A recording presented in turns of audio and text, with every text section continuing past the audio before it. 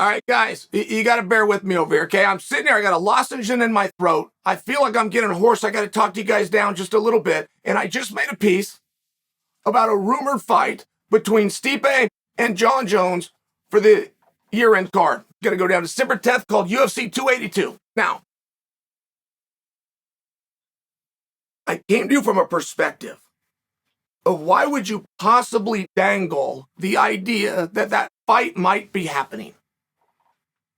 I attempted to answer that question. But I also have an overarching view that that fight is not going to happen at UFC 282.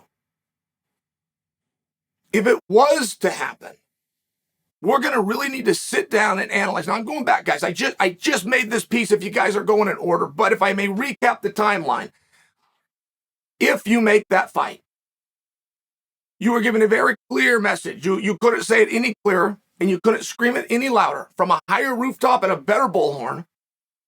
You were not satisfied with Prochazka Teixeira 2. Now, I'm well aware in this industry, we are going to fiercely adhere to the rules that we make up on the spot. I am aware of that. But at one point, it was stated, if you're going to have a title fight, if you have a title fight on the card, that title fight will be the main event, unless there's another title fight. Then whoever is heavier will go last. That policy was followed for a period of time, and I realize that that's kind of been pushed aside, but we're also not confronted with it very often.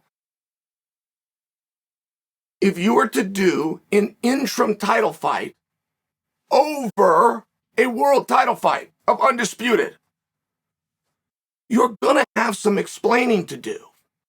It's going to be small. People aren't going to care. It's not going to affect business, but it is going to be a question of how do we get to that spot. So if we're going to do Jones, and he's going to fight with Stipe, is it for the interim title?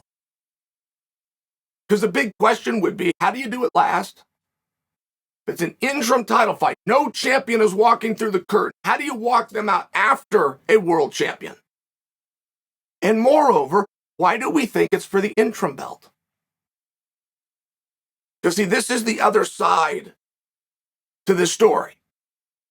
That for some reason is questions that nobody's asked. Why would those two fight for the interim belt? Francis Ngannou's contract is up in December. I don't know the date, but let's just call it's even, right? This is mid-December. His contract's up somewhere in December. We're even. If Francis is coming back, if we have that worked out, why would we interim his belt? He's been injured. He had the right to not compete. Put the contract, put that aside. He's been injured. He had the right to not compete. So why would we interim his belt? If he's coming back, there's no need for an interim belt. But now you have a bigger confusion, which is you're going to have a great fight, a big fight, a massive fight, and you're going to headline it over a title fight, and there's no belt up for grabs at all. Or you know which way this is going to go with Francis, and you make it for the undisputed belt. That could happen. But all of these things have to be looked at. All of these things are being looked at. This isn't just a matter of, hey, Stipe, how you feeling? Hey, John, how you feeling? Great, book him next. There's a lot of things that go and work here. Stipe is going to fight Jones. What are they fighting for? If they're going to be a main event, and they are, there has to be a belt up. If it's the same month that we're going to have resolution with Francis, and we interim the belt, then us, the audience, should interpret that as Francis is coming back. If Francis is not coming back, then it should be for the undisputed title. Now, do you understand the point here? Because let's say Francis is coming back and you interim the title. Why are you interiming his belt? And where did that go? And why would you take the risk? Stipe versus Francis is a massive fight. No question. True trilogy. Stipe putting on 20 pounds, man, that's a fascinating match for sure. It's not the same.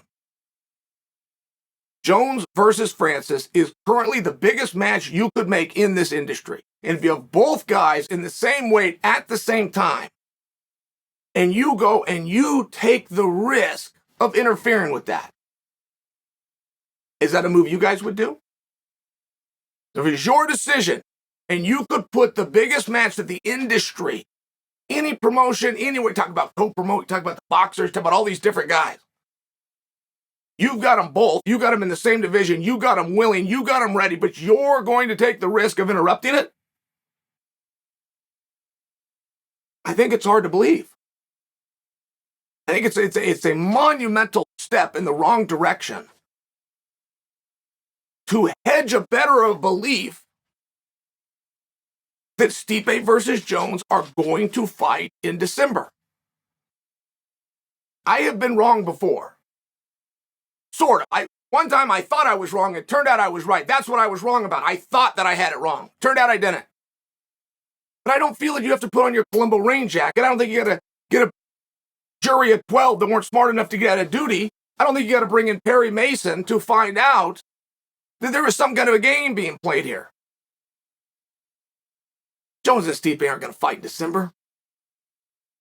And if Jones and Stipe can't fight by December, they don't need to fight at all unless we lose Francis. If we don't lose Francis, we're going to break that up. Francis is going to be the kingpin. Francis is going to take on Jones. The other one draws into Stipe. This is very obvious. I really shouldn't have had to have broken this down. I'm a little surprised, quite frankly, that people have reported it.